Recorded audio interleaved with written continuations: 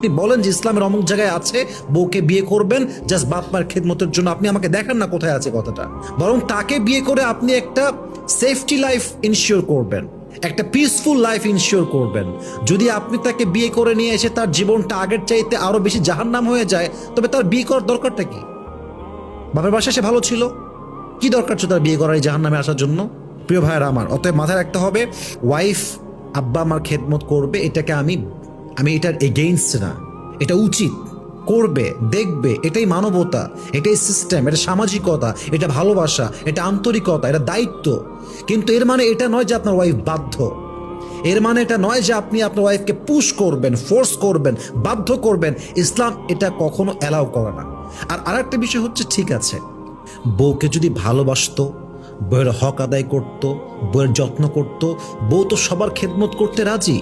বাংলাদেশের মেয়েরা যারা আসলে ভালো বংশের মেয়ে, তারা সব করতে রাজি, বাট তারা যত্ন চায়, ভালোবাসা চায়, গুরুত্ব চায়।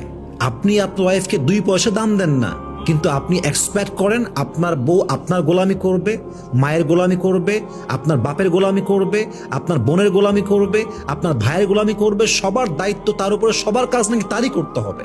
দেখেন, আপনার বউ আনুগত্যশীল হবে, এটা আমি নিজেও বলি। ইভেন আনুগত্যশীল না হলে টিকবেন না, এটা আমি নিজে আমার ওয়াজে বলি। বাট ইট ডাজন্ট মিন যে সে আপনার কাজের কেনা মেয়ে, এরকম কিছু না। সবকিছুর একটা ভালোবাসা আছে, আন্তরিকতা আছে। বউকে দাম দেন না 2 পয়সা, আর কাজ করেন আপনি মিয়া কয়েক হাজার টাকার, তাহলে হইল এইটা? বউকে ভালোবাসতে হবে, তার রেসপেক্ট তাকে দিতে হবে।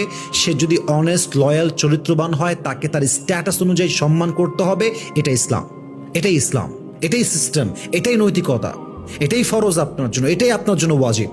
সো মেহরবানি করে বিয়ে করার সময় বলবেন না যে ভাই আমি তো বিয়ে করতাম না, ভাই আমি আমার মায়ের জন্য বিয়ে করেছি। ওরে বাটপার, সে নাকি মায়ের জন্য বিয়ে করেছে। তাহলে ওকে বলতে হবে তুই বিয়ের পর তোর বউকে টাচ করতে পারবি না। কেন? যে মায়ের জন্য বিয়ে করছিস, যে বিয়ে তো তোর জন্য, তোর মায়ের জন্য বিয়ে।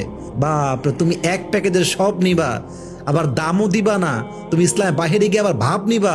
তোমার মতো মূর্খ পুরুষ আর কেউ হতে পারে না, ঠিক না বলেন? বিয়ের উদ্দেশ্য আগে ঠিক করেন। বিয়ের উদ্দেশ্য বাপ মায়ের খেদমত করার জন্য বিয়ে করব? No no no, it's not like that. আল্লাহ প্রত্যেকটা পুরুষকে বোঝার তৌফিক দান করুন, পড়েন সবাই আমিন। বিয়ের উদ্দেশ্য হচ্ছে 3টা। ওয়ামিন আয়াতি আন খালাকা লাকুম মিন আনফুসিকুম আজওয়াজান লিতাসকুনু ইলাইহা ওয়া জাআলা বাইনাকুম মাওয়াদ্দাতা ওয়া রাহমা। এক হচ্ছে শান্তি, মানসিক শান্তি, মনের শান্তি, ব্রেইনের শান্তি। 2 হচ্ছে ভালোবাসা। 3 হচ্ছে রহমা, আন্তরিকতা, অ্যাটাচমেন্ট। এটা হচ্ছে বরকতের সম্পর্ক। ভালোবাসা বাড়বে, বরকত বাড়বে, ভালোবাসা বাড়বে, রহমত বাড়বে, ঠিক কিনা বলেন?